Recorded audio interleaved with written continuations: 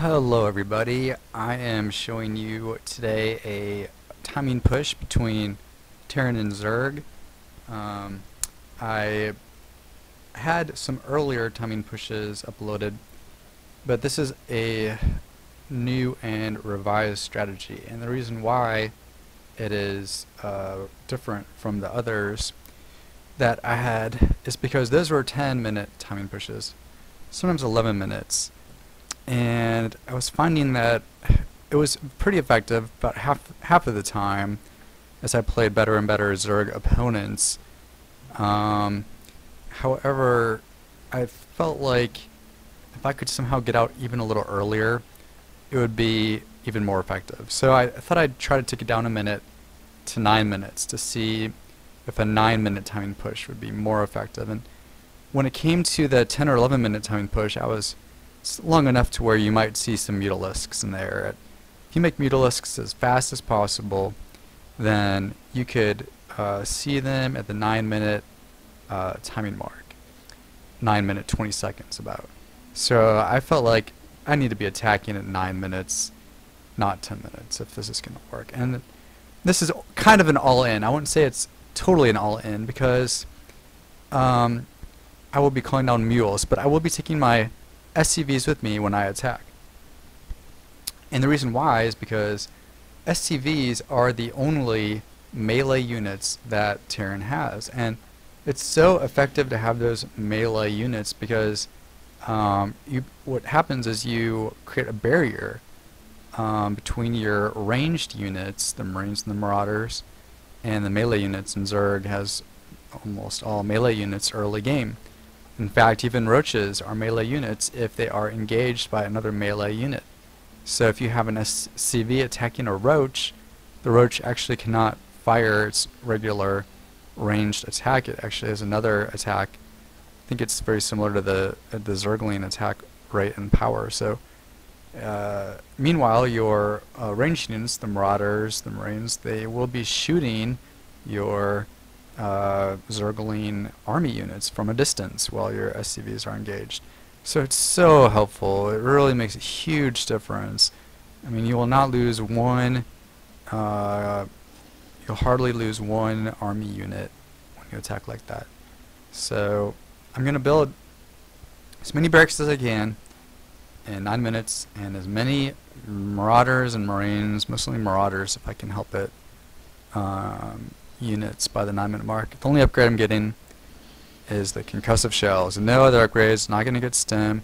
Not going to get combat shields. And the reason why is because stim, you know, without any medvacs, it just ensures your guys, and with the SCVs, you're not going to be receiving any damage anyway, but you do pose the risk of accidentally overstimming.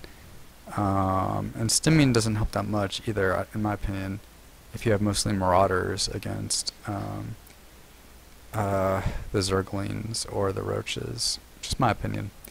I know stimming helps the Marines, it seems like a lot more. But, you know, Marauders are weaker against Zerglings too than Marines, but again, if you have the SCVs with you, it doesn't matter. So, I've got, let's see here. This is more barracks than I usually build.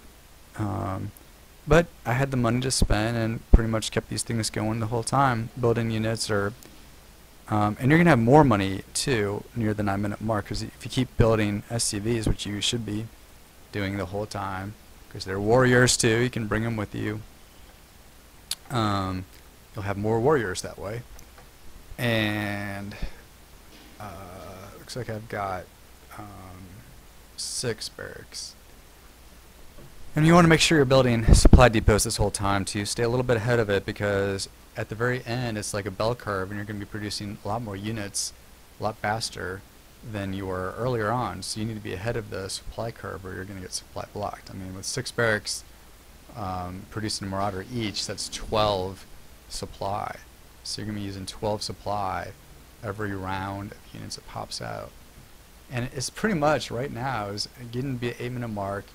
I'm stopping building barracks. I'm just going to build units. I'm trying to set the rally point around a Marauder.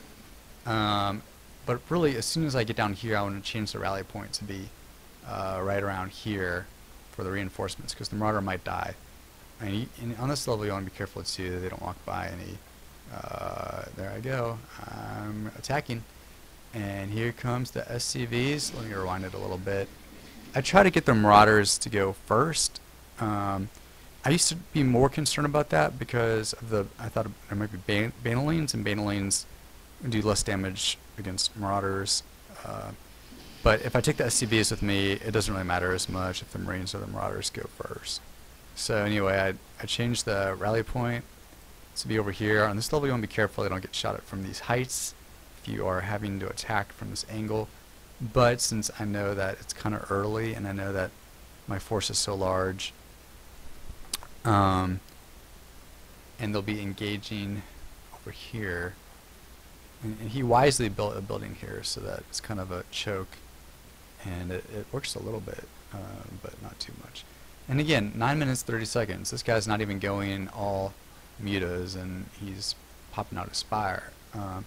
All he needed was a handful of mutas, and I would have lost. However, he has no minerals, and not enough money really to build any. And I do have some Marines, but not too many. I could pop out 6 Marines at a time if I really wanted to. I didn't really want to attack the overlords. Zerg players will do this. They'll send their overlords into battle to try to delay you. The SCVs, you know, they have such a big advantage over the in the battle too, because if the drones are not A-clicked, then they're not going to attack.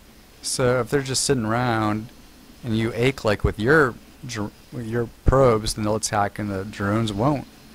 The SCVs will attack and the drones won't. So again, here's the barrier. Here's the melee. See this guy is doing melee attacks. The roaches. The roach can only do melee attacks against. And meanwhile, the ranged units are firing their shots, and my army is quite intact. I don't think I lost many units at all in this battle.